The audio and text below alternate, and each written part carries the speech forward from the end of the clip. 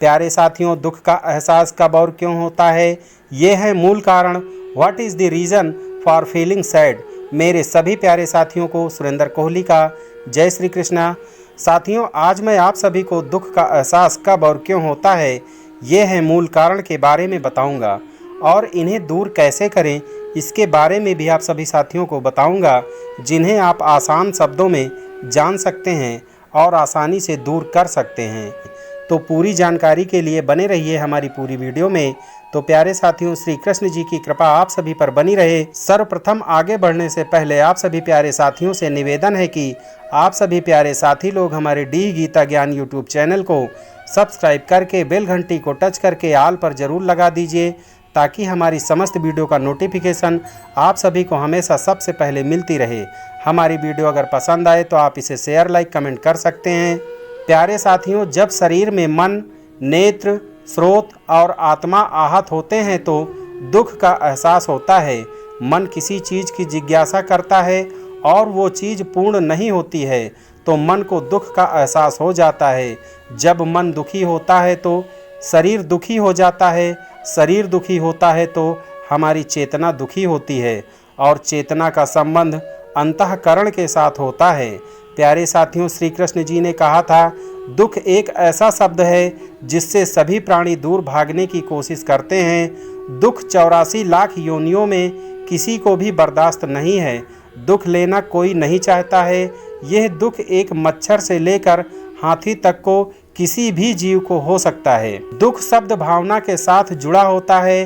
दुख और दर्द में भिन्नता होती है। दर्द बुद्धि के साथ जुड़ा होता है।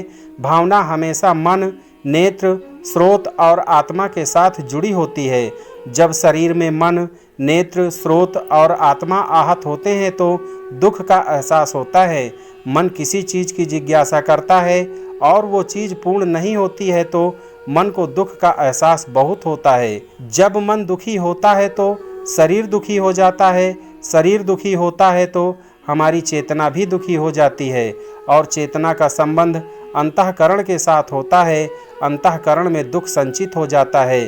प्यारे साथियों, इसी प्रकार नेत्र जब किसी अशुभ दुर्घटना को देखते हैं या अशुभ चित्र को देखते हैं तो मन दुखी हो जाता है। नेत्र उस चित्र को अंतःकरण को भेज देते हैं, जिसके कारण दुख का एहसास होता है। जैसे आप फिल्म में कोई अशुभ सीन देखते हैं तो मन दुखी हो जाता है, व्याकुल हो जाता है, अधीर हो जाता है। इसी प्रकार जब कान किसी अप्रिय शब्द को सुनते हैं तो वो शब्द मन को दुखी करता है और मन उस शब्द को अंतःकरण को भेज देता है, जिसके कारण दुख का एहसास होता है। प्यारे साथियों, इसी प्रकार आत्मा जायज और नाजायज दुख का एहसास करती है।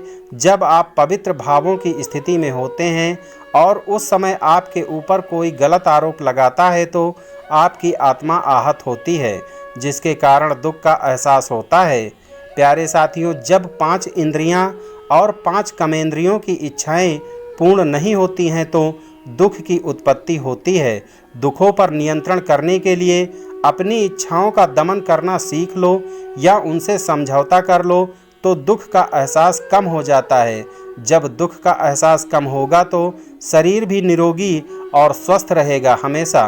प्यारे साथियों, ये सभी बातें धार्मिक शास्त्रों के अनुसार हैं। आप सभी लोग इन दुखों को दूर करने के उपाय अपने निजी विशेषज्ञ से सलाह अवश्य लें और साथ में भगवान की भक्ति हमेशा करें। सदा सत्य पर चलें, परोपकार करें, सभी जीवों पर दया करें।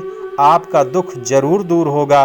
प्यारे साथियों, श्री कृष्ण जी की कृपा आप सभी पर बनी रहे, आपकी हर मनोकामनाएं पूर्ण हों। तो प्यारे साथियों, मिलते हैं अगली किसी अन्य वीडियो में।